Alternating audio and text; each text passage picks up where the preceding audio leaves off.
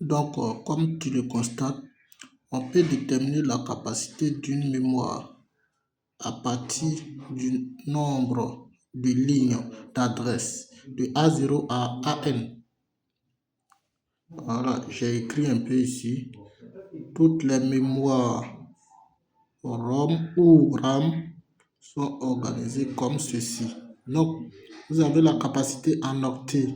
Ça fait 2 exposants le nombre de lignes d'adresse. Donc, C, ça veut dire la capacité de la mémoire. Ça fait 2 exposants A. Donc, la formule que vous avez vue en classe, c'est tout part de ce principe-là. Donc, tu peux lire un peu ici. Parce que chaque combinaison de lignes de A0 à AN donne une adresse. Chaque adresse contient un octet. Voilà, un octet fait 8 bits, c'est-à-dire une case de mémoire.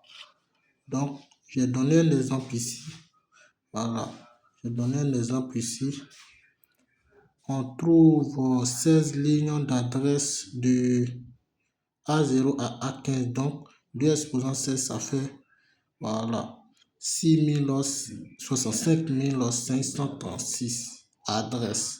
Ou bien, on peut dire encore case de mémoire ou encore octet. Donc, dès que tu poses cette formule C égale à 2 exposants A, la valeur que tu vas trouver, c'est directement en octet. Voilà, ou adresse de case. Donc, ou adresse ou encore case de mémoire. Donc, voici ça. Donc, chaque adresse contient, voilà, j'ai expliqué ici, un octet, c'est-à-dire 8 bits. Donc, si on veut déterminer la capacité de la mémoire C, c'est-à-dire quoi? J'avais dit ça là. Dès qu'on met cette formule-là, le résultat s'exprime en octet. Donc, si tu veux déterminer en bits, puisque un octet égale à 8 bits, donc tu fais C égale, c'est-à-dire capacité mémoire, ça fait 2 exposants nombre d'adresses qui fait 16 fois les 8 bits. Donc C égale à ce résultat là. Voilà, donc c'est-à-dire que la RAM ou la ROM a une bus de données de 8 lignes. Donc c'est ce que je t'ai expliqué là. Voilà, donc le tableau que tu m'as montré, voilà, le tableau que tu m'as montré, tout part de ce tableau là. Donc c'est-à-dire la RAM ou la ROM a une bus de données de 8 lignes, de D0 à D7. Donc en résumé, pour trouver la capacité de la mémoire, dans un premier temps, il faut compter les lignes d'adresse. Exemple de A0 à A15, ça fait 16 lignes. Il faut calculer le nombre d'adresses. Voilà, le nombre d'adresses.